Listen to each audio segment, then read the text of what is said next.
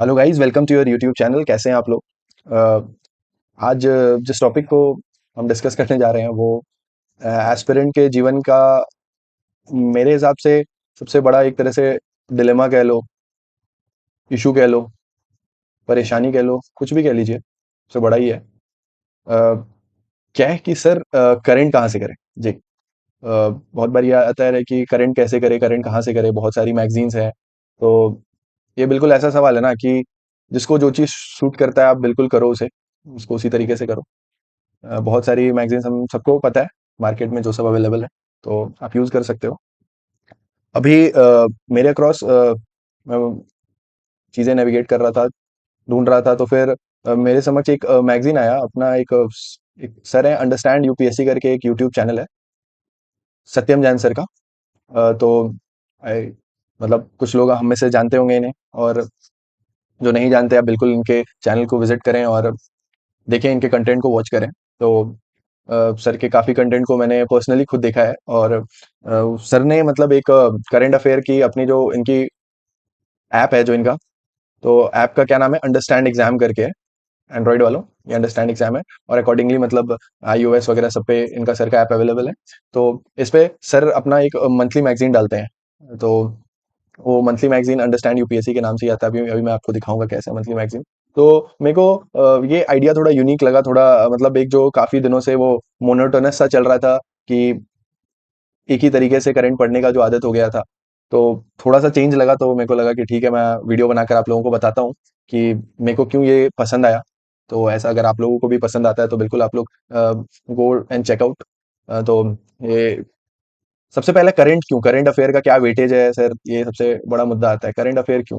अपन इस टॉपिक पे थोड़ा डिस्कस कर लेते हैं। तो मेरा मानना ऐसा है ना कि करंट अफेयर इज, जैसा हम लोग जो समझते हैं करंट अफेयर क्या है, जो न्यूज़पेपर है जो करंट में चल रहा है, इसको बिल्कुल हम एक अलग सेक्शन, जैसे अपन पॉलिटी का, अपन पॉलिटी पढ़ते हैं, अपन ज्योग्राफी पढ़ते हैं, अपन हिस्ट्री पढ़ते हैं, उस तरह से अपन मान लेते हैं ना कि ये करंट अफेयर एक अलग से करना है अपने को। ठीक है।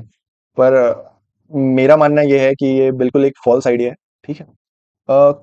करंट क्या है ना, जो आप स्टैटिक में पढ़ते हो ना वही सारी चीजें करंट में आती है। अगर अगर आप सर से पढ़े हो पॉलिटी में राइट टू लाइफ, या राइट राइट टू लाइफ पढ़े हो, या तो आर्टिकल 19 आप right to freedom of expression पढ़े हो, तो एक बार आपने पढ़ा, आपने नोट्स बनाया और आप भूल गए आर्टिकल 19। पर भैया आर्टिकल 19 बार बार न्यूज में आएगा तभी आपको आर्टिकल 19 का कंटेंट याद रहेगा, क्योंकि वो सिर्फ आपके कॉपी में लिखा हुआ है। तो ऐसे तो आपको याद होगा नहीं।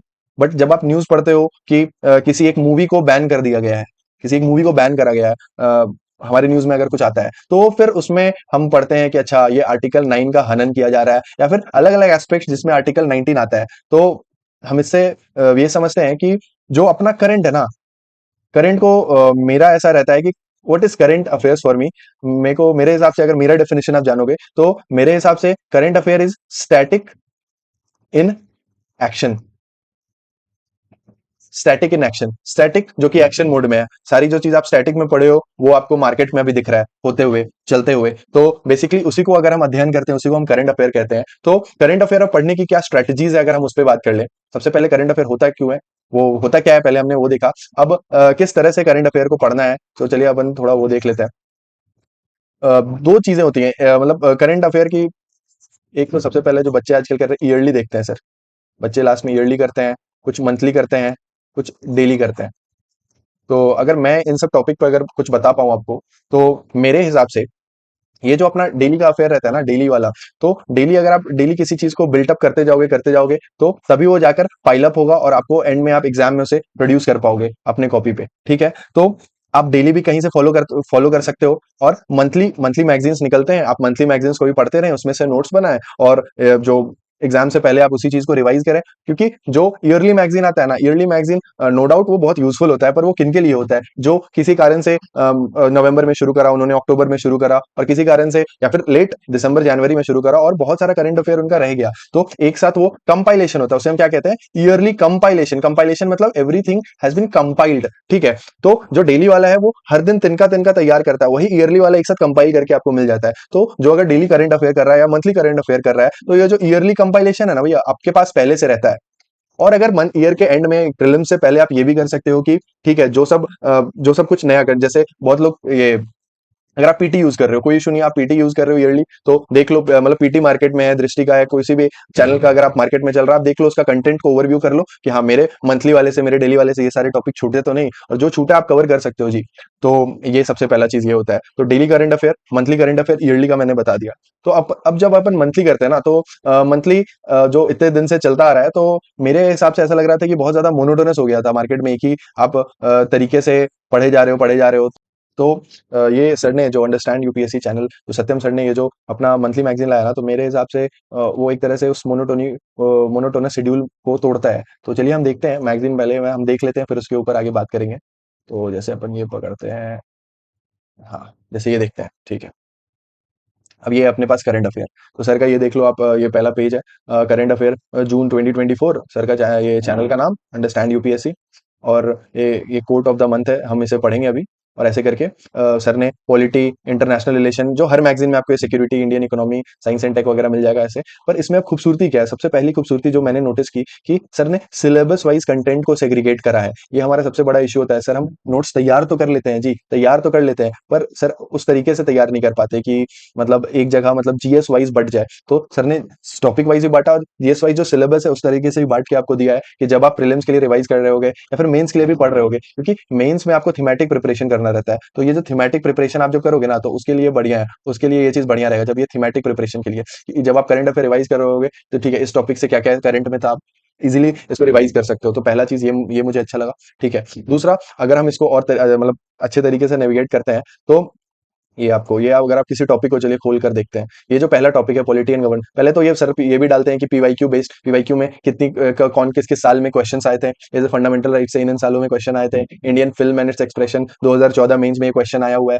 एक्ट्स एंड अमेंडमेंट्स इस पर भी क्वेश्चन आया है। तो ये भी पीवाईक्यूज भी डाला रहता है। तो आपको मतलब जब भी आप ये पढ़ रहे होगे ना, तो आप साथ साथ बने रहोगे कि हाँ ठीक है, क्या इसके रिलेटेड क्वेश्चंस आ चुके हैं। ठीक है, अब अगर हम किसी टॉपिक को खोल कर देखते हैं, तो सबसे दूसरा या तीसरा कह लो, अब सबसे बढ़िया चीज जो इस मैगजीन में मुझे लगा है, कि प्रीलिम्स का जो मटेरियल है, मतलब प्रीलिम्स का जो टॉपिक है और मेंस का जो है, दोनों सेग्रीगेटेड है। कि भैया नोट्स बनाने में बड़ा इशू आता था, अगर आप किसी XYZ मैगजीन को फॉलो कर रहे हो, तो नोट्स बनाने में एंड में या फिर मंथली जब आप नोट्स बना रहे हो ना, तो बहुत इशू आता था वो मटेरियल को सेग्रीगेट करने में। बट यहाँ पर चलो प्रीलिम्स और मेन सेग्रीगेटेड है, तो सबसे पहला ये फायदा हो गया कि अगर हमें रिवाइज भी करना पड़ेगा मंथ के एंड में, या फिर 6 मंथ के एंड में कभी भी अगर रिवीजन करना है, तो आराम से हम ये प्रीलिम्स फीड, अपना प्रीलिम्स फीड को उठाएंगे और प्रीलिम्स फीड को रिवाइज कर लेंगे। जी हाँ, तो ये है। और इसमें सबसे बढ़िया और एक चीज क्या दिखता है, जो पिक्टोग्राफिक रिप्रेजेंटेशन सर ने ये जो दिखाया है ना, ये बहुत अच्छे तरीके से, ये आपको इस वाले से ज्यादा, अगर हम इसे नीचे चलते हैं, मैं कुछ कुछ, हाँ जैसे आप इस वाले को देखो, इस मैप को देखो, सर ने इस मैप को बहुत खूबसूरती से दिखाने की कोशिश की है, टाइमलाइन कैसे इंडियन स्टेट्स क्रिएट हुआ, तो 51 से 53,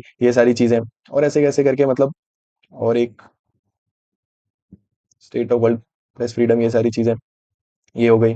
उसके बाद अपन ऐसे ही नीचे जाएंगे, तो नोटा में एक सा मार्क, बेसिकली एक अच्छा सा रिप्रेजेंटेशन, कि आपको पढ़ते समय आप मतलब किसी भी चीज पे डाउट हो तो आप देख कर याद कर पाओ। वैसे नोटा रिलेटेड अगर प्लेन अगर आपको दे दिया जाएगा याद करने, तो आपको मुश्किल होगा, बट इससे आपको दिख रहा है कि इस साल अगर नोटा, अगर ये न्यूज है, ये बेसिकली न्यूज में इसलिए था कि इस साल नोटा बहुत ज्यादा डला था। आप देखो, ये न्यूज को पढ़ लेते, चलो हम न्यूज पढ़ते, क्या है 18th लोकसभा में हुआ क्या था ना, कि जनरल इलेक्शन में इंदौर में, एमपी में क्या होता, 2 लाख नोटा वोट्स डले थे। ठीक है, तो मतलब सोच लो कि सबसे मतलब इतने ज्यादा नोटा वोट्स डल रहे हैं, तो फिर इसीलिए ये इसमें आ गया था, मतलब न्यूज में आ गया था। तो अपन देखते हैं ना कैसे याद करते हैं, कि ठीक है, लोकसभा इलेक्शन 2024 में ये टोटल स्टेट से टोटल 10 ऐसे सीट्स थे with highest number of NOTA votes. ठीक है, अब कौन कौन से सीट थे, तो आप देख लो, ये गोपालगंज है, झंझारपुर है, हाजीपुर है, कोडरमा है, नवरंगपुर है। तो ऐसे ऐसे करके हमें ना सारा कुछ याद हो जाएगा, पिक्टोग्राफिक मेमोरी मतलब इससे अच्छी बन पाएगी, और हम इस तरीके से इसे याद कर पाएंगे। तो मुझे फील हुआ कि ये मैगजीन आप बिल्कुल इसको रेफर कर सकते हो करंट अफेयर के लिए। ठीक है, तो चलिए यही रहा, मतलब अपना यही टॉपिक था ये। मुझे ये मैगजीन अच्छी लगी, तो मैंने सोचा कि चलो अपने साथियों को भी बताता हूँ कि मतलब क्या आप कैसे तैयार कर सकते। तो यही था हमारा मैगजीन। हम लोगों ने देखा कि किस तरह से मतलब अंडरस्टैंड यूपीएससी के द्वारा जो ये मैगजीन निकाली गई है, वो जो मोनोटोनस मैगजीन्स चल रहा था, तो सर की जो ये अंडरस्टैंड यूपीएससी चैनल के द्वारा जो ये लाई गई है मैगजीन, आप बिल्कुल इनके ऐप पर विजिट करें और इन्हें देखें, मतलब क्या क्या ये और चीज आप लोगों के लिए लेकर आए हैं। बिल्कुल आप इसे देख सकते हैं। तो ओके गाइस। तो अब एंड करते हैं इस चीज़ को, और ऐसे ही हम मैं कुछ भी अगर नया चीज़ रहेगा स्टूडेंट्स के फेवर में, तो मैं बिल्कुल आपके समक्ष लाऊंगा उसे, किसी भी नए टॉपिक को अगर बताना रहेगा मैं बिल्कुल आपको आपके समक्ष लेकर आऊंगा। फिलहाल के लिए तो thank you. Okay then, bye bye.